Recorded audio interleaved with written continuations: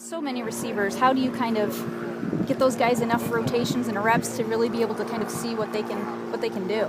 Nobody ever gets enough. I mean, not quarterback, not left tackle, not center.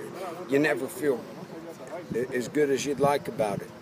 We have to do a good job as a staff evaluating individual periods and things like that, as well as the 7-on-7s and the teams. But unless you're out here for 4 or 5 hours, nobody ever gets enough. It'll be a real challenge for us. Just, from the quarterback perspective, just kind of quick thoughts on what you saw. Oh, everybody had some plays that they'll be proud of when we look at film, and one of them's going to bury their head a little bit too. But like I said, overall, the thing was these guys, it's very clear that they've been working their tail off all summer. And I felt like this was a practice 16, not a practice number 1. At the quarterbacks, at the wideouts, at every position. And that's good. That's good. Dolapo looked pretty strong today. How would you grade him and his progression and the injury he's dealing with? Yeah. Well, I know he made some plays out there until I watched the film from today. Frankly, I got my eyes on the quarterback sometimes, and I get confused. Was that Dolapo? Was that Chuck? Which guy was that?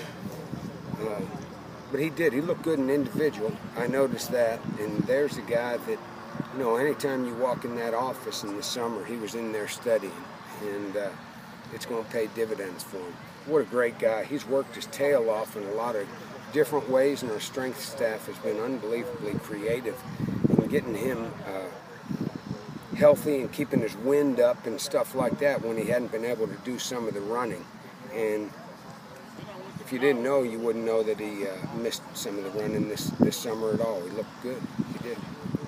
When we talked this summer, you said Bilal was maybe one of your top 22 guys. Well, now he is a receiver. Yeah. And he was out there with, the first couple groups or whatever. I mean, why do you think he can kind of fit at that position? Well, one, he knows it really well. I mean, he's looking at it from a quarterback's perspective. But anytime you're 6'3" and can really run and have long stride and an unbelievable, and a really good athlete, that usually lends itself to getting yourself on the field. There's things that he has to learn, making a new line of scrimmage downfield, avoiding getting chucked and things like that. But he's got some natural ability and quick hands, strong hands that he's sure as heck going to help us. That's for sure.